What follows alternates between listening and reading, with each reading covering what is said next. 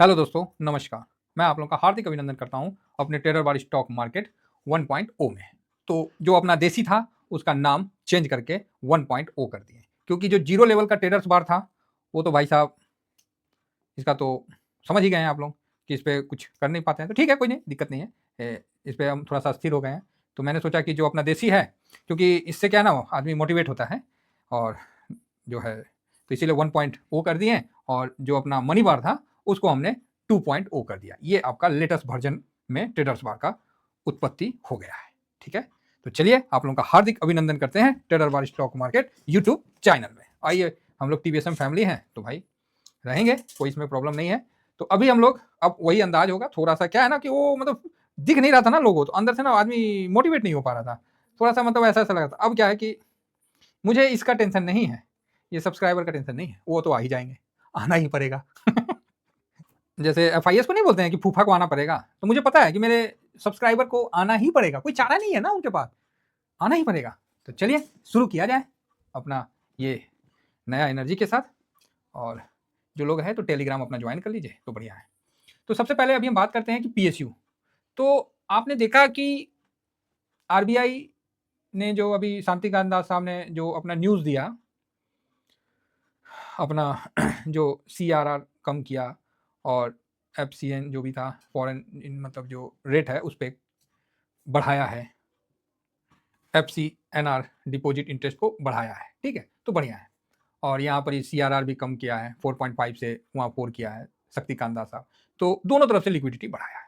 तो ये तो कंफर्म हो गया कि भाई मार्केट में अब लिक्विडिटी आने वाला टाइम में आपको अच्छा मिलेगा। अब इसका ये मतलब नहीं कि एक या दो दिन में मिल जाएगा, नहीं नहीं, आने वाला समय में 2-3 महीना में आपको अच्छा लिक्विडिटी मिलेगा। लिक्विडिटी की कोई इशू नहीं होने दी है हमारे गवर्नर साहब ने, बहुत बढ़िया।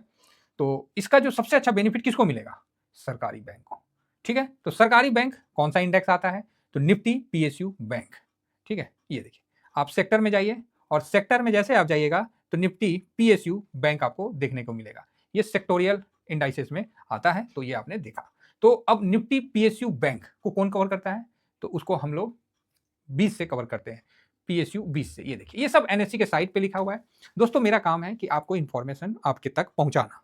ठीक है, कैसे हम ईटीएफ को देखते हैं, कैसे हम ईटीएफ को समझते हैं, उस माध्यम से हम कैसे अपना ग्रोथ आगे के लिए देख सकते हैं। मैं यहाँ कोई टिप्स नहीं दे रहा हूँ और ना किसी प्रकार का आपको बोल रहा हूँ कि जाओ कूद जाओ खरीद लो, ऐसा कुछ नहीं है।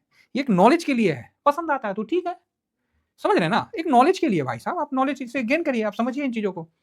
अब सरकारी बैंक कितने हैं, इस इंडेक्स में कितना आता है, ये सभी जानकारी चाहिए। तो आप बोलिएगा हाँ बिल्कुल सर, तो किस ईटीएफ से कवर करते हैं? तो पीएसयू बैंक ईटीएफ से कवर करते हैं। आप अपने ब्रोकरेज में इसको लिखिएगा, आ जाएगा, क्लियर है। तो आप बोलिएगा ओके, अब पीएसयू बैंक है। अब आप बोलिएगा सर सरकारी बैंक को फायदा हो रहा है तो एसबीआई ले लें, तो कभी पीएनबी ले लें। हालांकि पोजीशन तो बढ़ा था, इंडेक्स निफ्टी 50 में भी पोजीशन बढ़ा था, आप लोग देखे ही थे कि निफ्टी 50 में फाइनेंस का भी पोजीशन बढ़ा है और साथ में एसबीआई का भी पोजीशन आपको बढ़ता हुआ दिखा। तो अब आपके मन में आएगा कि सर क्या हम एसबीआई ले लें, कि सर टीवी में तो बता रहा था कि पीएनबी ले लेने के लिए। आ रहा है ना मन में क्वेश्चन? तो इसीलिए ये क्वेश्चन को, नहीं ठीक है, आप जिसको जहां लेना है ले सकते हैं, लेकिन अगर ऐसा करें कि हम पूरा इंडेक्स को ही ले लें तो कैसा रहेगा? तो उसी सेंस में हम पीएसयू इंडेक्स को हमने एसआईपी भी किया है और जो है वो टेलीग्राम पे अपन बात करते रहते हैं। तो ये देखिए, अब इसके अंदर कितने स्टॉक आते हैं ये सब आपको हम यहाँ दिखलाते हैं कि 10 आते हैं, 11 आते हैं, जो भी है आपके सामने रहेगा। तो इसके अंदर 12 स्टॉक आते हैं। ठीक है, देखिए ये मैं कोई अपने तरफ से तो नहीं बता रहा हूँ, ये यहाँ पर मोतीलाल ओसवाल साहब का है। तो ये जो यहाँ पर दिख रहा है कि 12 स्टॉक आते हैं, है ना। 60% लार्ज कैप है, 21% मिड कैप है और फिर ओके ओके है ना। अब इसमें जो है एसबीआई का जो है 33% का है। जब सरकारी बैंक को बेनिफिट होगा तो पीएनबी, देखिए पीएनबी में डायरेक्ट निवेश करने से ना थोड़ा सा तो डर लगता है, झूठ का है बोले, आप लोग भी जानते हैं। तो यहाँ पर ये 10.44% है।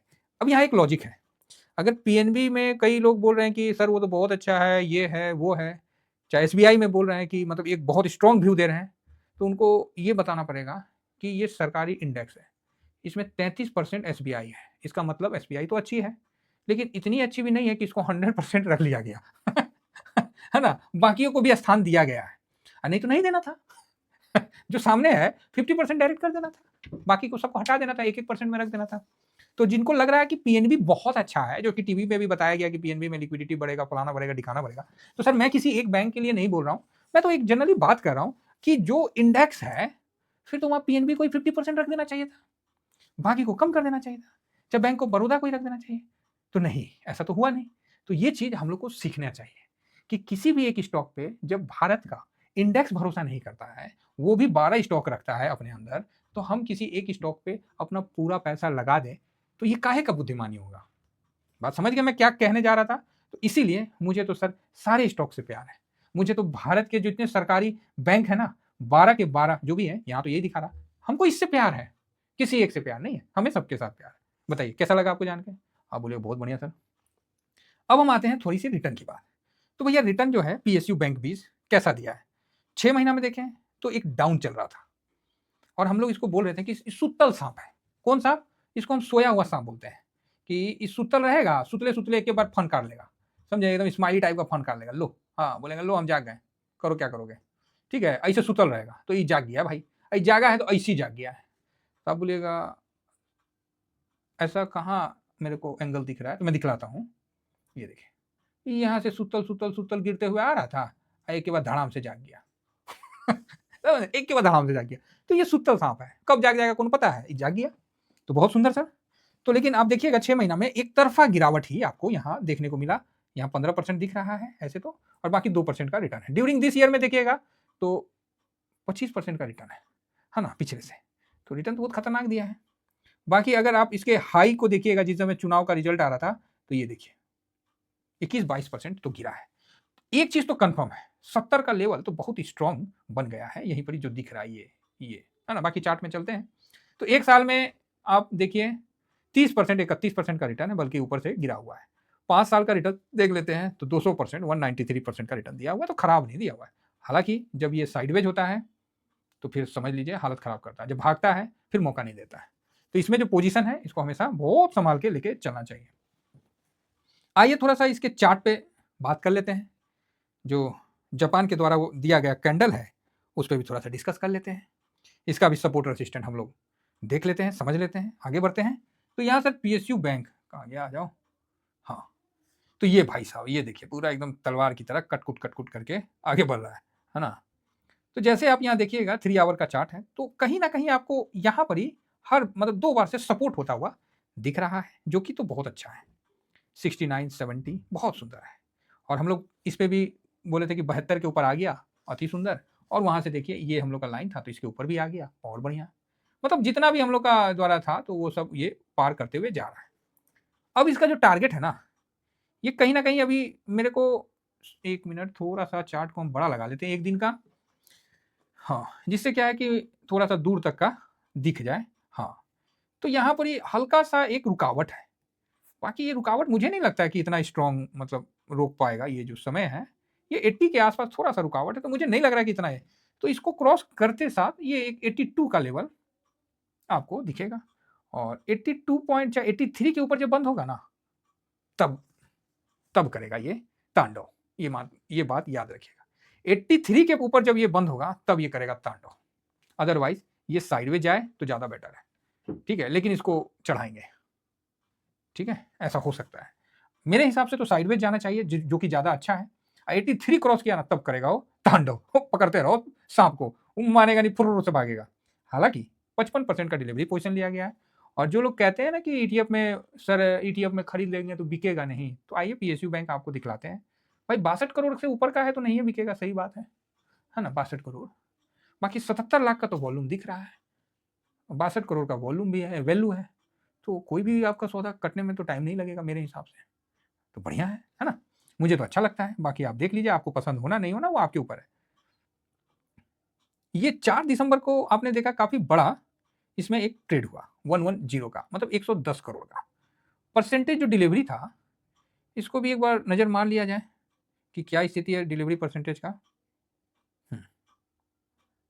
यस, 4 दिसंबर। जी, हाँ, ये देखिए 4 दिसंबर दिख रहा है साहब? तो आप बोलोगे हाँ, दिख रहा है 4 दिसंबर, और आप देखिएगा 4 दिसंबर को ओके, इतना का ट्रेड हुआ, 1 करोड़ 40 लाख, 110 करोड़ की खरीदारी हुई। कब हुई? 4 दिसंबर को, ठीक है? और डिलीवरी पोजीशन भी देख लीजिएगा तो स्वाद आ जाएगा।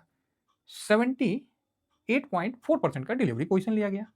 तो 4 दिसंबर को आखिर क्या परिस्थिति क्या था वो भी देख लेते हैं। तो ये 1 डे का चार्ट है। ये जो ग्रीन वाला है ना, ऊपर का क्लोजिंग दिया है, ये है 4 दिसंबर, 3 दिसंबर और ये 4 दिसंबर। तो 4 दिसंबर को अमाउंट तो बड़ा लगा, ठीक है, अमाउंट तो बड़ा लगा। हालांकि 6 दिसंबर को जो पॉलिसी आया कि 5 दिसंबर का जो भी है, 6 दिसंबर को आया ना, मीटिंग स्टार्ट हुआ था और यहाँ ये पैसा तो लग लिया है। तो ये पैसा ऐसे तो नहीं लगा कुछ करेगा। 110 करोड़ का पैसा यहाँ पर ही डिलीवरी पोजीशन में दिख रहा है आपको। देखिए सर, मेरे तरफ से तो नहीं है, जो एनएससी दिखा रहा है वही मैं दिखा रहा हूँ, 110 करोड़ का। और ये, हाँ, ये सॉरी माफ़ी चाहूँगा, उधर कहाँ से मिस्टेक हो गया, 110 करोड़ का इकाई, दहाई, सैकड़ा, हज़ार, 10,000, लाख, 10 लाख, करोड़, 10 करोड़ और अब तो 110 करोड़ हो गया। तो 110 करोड़ का पैसा भी लगा है और 78% का डिलीवरी पोजीशन भी लिया गया है। तो ये बात तो आप भी जानते हैं कि किसी एक प्राइस पे अगर भाव लग गया और अच्छा से लग गया, जो कि इधर काफ़ी दिनों के भाव से बड़ा भाव है, ठीक है, 110 करोड़ आप देखिएगा, जल्दी तो नहीं है इधर, है ना? तो काफ़ी बड़ा है, तो बड़ा पैसा लगा है, तो असर तो दिखेगा साहब। समझ रहे हैं हम क्या कहना चाह रहे हैं? असर तो दिखेगा। तो असर जब दिखेगा, तो उसके सामने 82 का जो लेवल है, जो भी है, जो अब 110 करोड़ आपके सामने एनएससी में दिख रहा है कि लगा है, तो मुझे नहीं लग रहा है कि 82 इसको रोक पाएगा। 82 तक जाने में कहीं कोई 80 का लेवल कोई इसके लिए हैडल का काम करेगा, ना ना ना, मुझे नहीं लग रहा है। क्योंकि पैसा का लग जाने से ना वो सब क्लियर हो जाता है। आने वाला जो भी समस्या है ना, आप देखिएगा, जिस घर में लक्ष्मी आ जाती है ना अपार, आने वाला सब समस्या क्लियर हो जाता है।